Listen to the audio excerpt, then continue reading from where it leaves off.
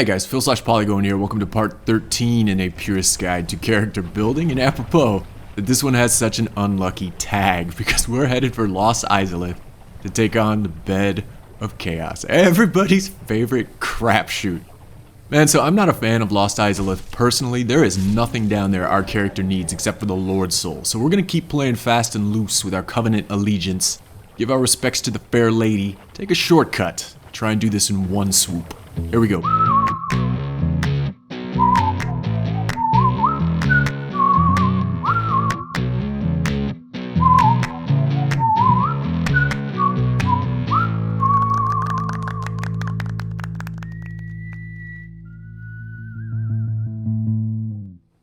All right.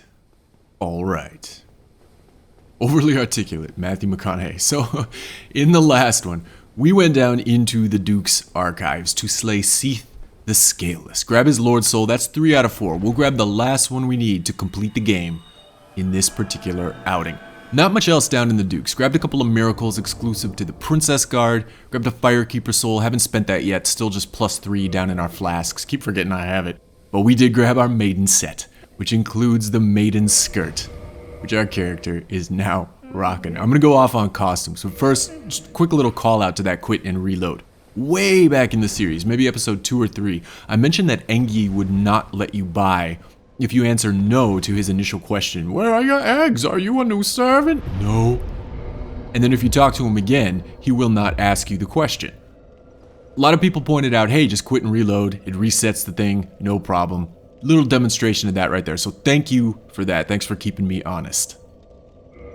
Now the plan for this time, heading for Lost Izalith, in the same way that the Duke's Archives has very little in the way of building out a faith character, Lost Izalith has nothing in the way of building out a faith character. You know, we could head down there, grab ourselves a ring that lets us kick fire. We could actually take out Kirk for the second and third time, grab some miscellaneous pieces from the Armor of Thorns. There's a lot of practicality in that. We'll run into Kirk either way, but we're not going to use any of that. We've got our costume pretty well fleshed out. We've got our armor, we've got our weapons, we've got our miracles. So I just want to burn through Lost Izalith as quickly as possible.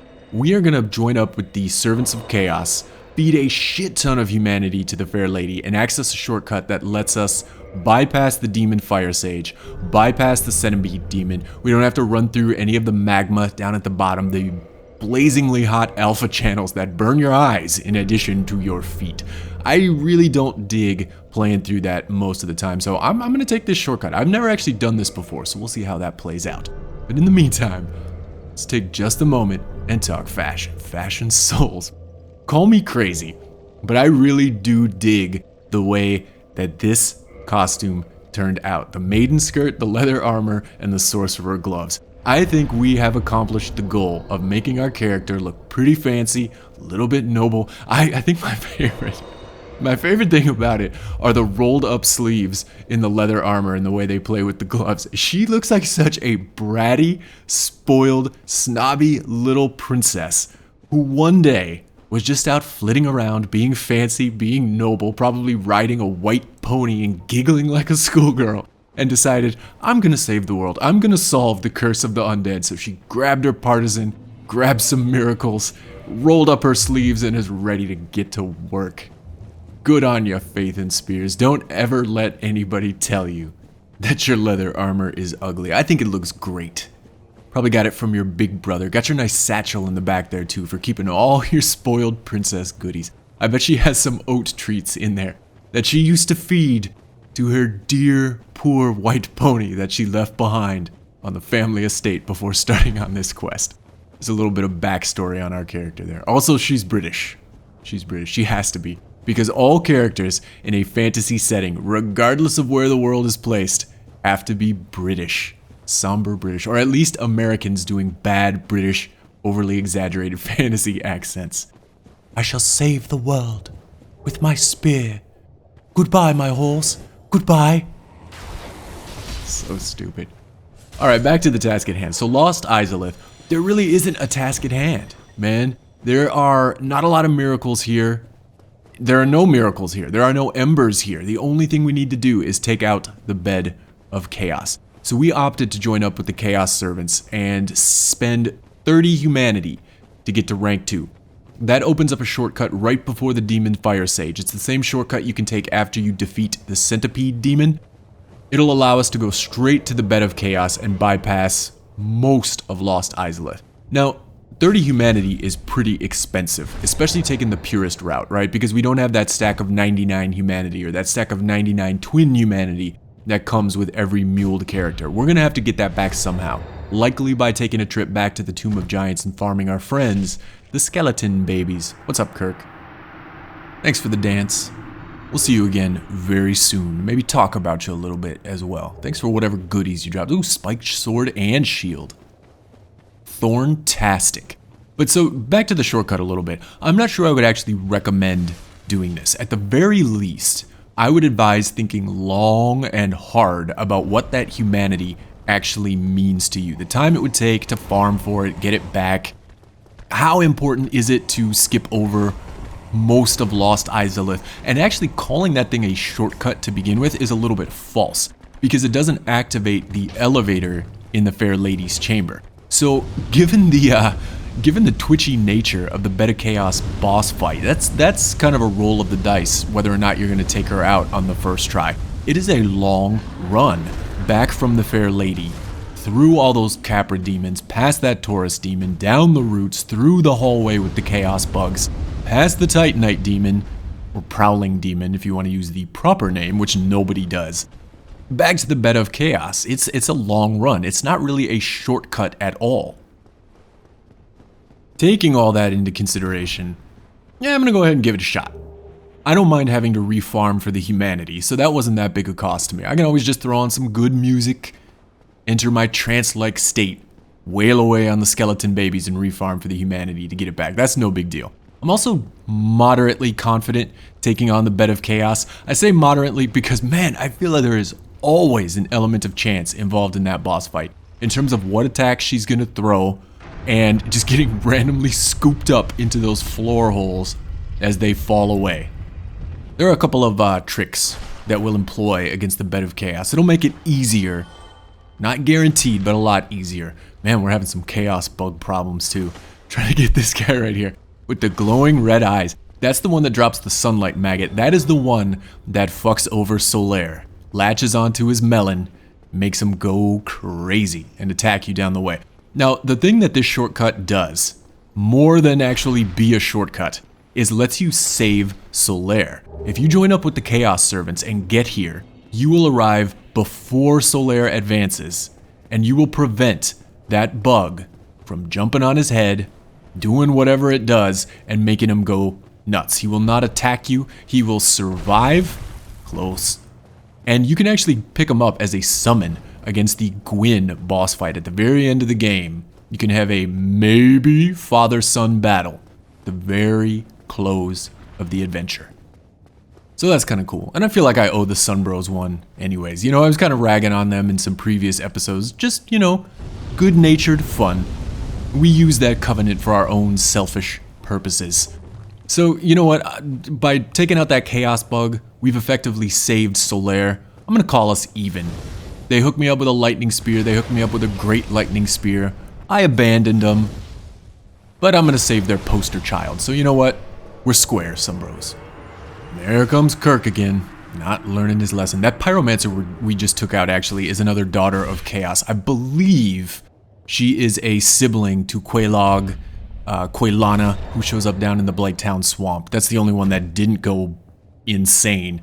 Sister to the Fair Lady, sister to Ceaseless Discharge. I like to think she's the oldest sister. Maybe that's why she's just hanging out around here, staying close, protecting Mom.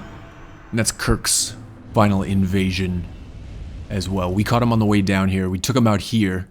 And then we didn't actually get invaded by him down in the depths. But had we killed him all 3 times, we could pick up his armor, the armor of thorns. It would be on a body right by the Fair Lady, just slumped up against the wall. And that's got some pretty nice applications in PvP as well. If you got one of those pieces on, it deals damage when you roll.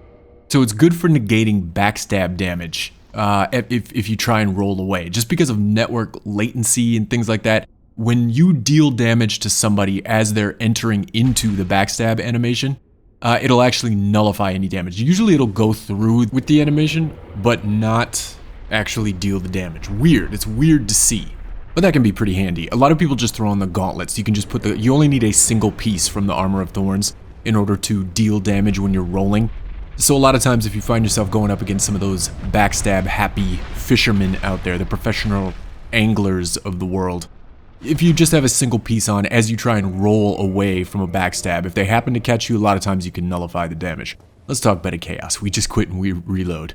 We are going to cheese the shit out of this boss. For the reason I just mentioned, it's a long trek back here, but also, this boss sucks. This boss absolutely blows.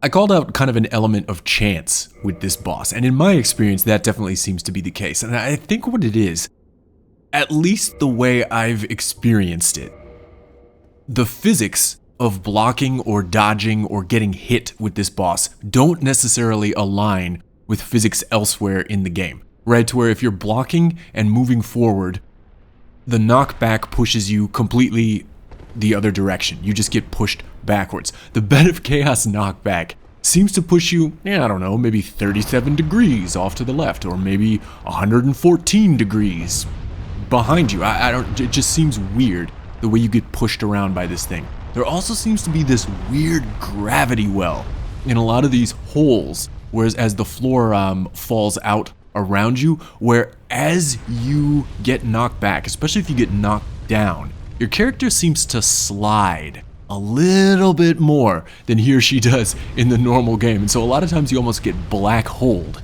into some of these floor pitfalls. I'm just trying to goof around with some free aim here. I don't think my spell will actually make it all the way there. I think my lightning spear will fizzle out.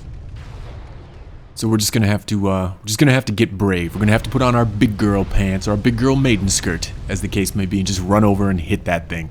Now, knowing where the floor falls out in this boss fight is so important. All the trial and error, all the frustration, all the dying and reloading or quitting and reloading or doing whatever you need to do to memorize where the floor falls out as you're moving through this is essential. It doesn't negate any of those luck components in terms of her arms flailing around, but it definitely makes it easier because you have some idea of the path that you need to take. We're also exploiting the fact that the Bed of Chaos is a cumulative boss fight. You don't have to do the whole thing from scratch every time you face her. If you die and come back, it's not like it starts from zero. So each of those little chaos bugs on the side that you take out, it remembers that they're gone. So if you were to die, you don't have to redo the whole thing. That also works if you homeward bone out back to a bonfire, or even if you quit and reload in the boss arena. It starts you back outside the fog gate, kind of resets your position. That is a nice little trick, a nice little exploit to employ. And so the quit reload thing, it's not unlike what we did up against Seath when we initially ran in there and those clams were chasing us. Rather than deal with those guys inside the boss arena, you do a quick reload, jump back through the fog gate, and then it's just you and the boss. We're using it to our advantage here because it resets us back from our little slide down in there, dumbass little slide down the slope to get back to the beginning part. That way we don't have to run back through those floor pitfalls. We don't have to worry about her limbs flailing around and potentially, like, look at that scoop. It's like she hits you and continues to move your unconscious body as you get back up. Looks like we made it though. This final run can be a little bit tricky because she has like that firestorm spell. So there are times when you're trying to, huff and puff, no stamina your way through breaking these branches, and she'll fire off one of those firestorms and catch you. That is a catastrophic death as you're going for this last little chaos bug. We're going to use Wrath of the Gods just to rub it in. Totally overkill. You could kill that thing with a throwing knife, but no, we want to use the most powerful implement in our arsenal.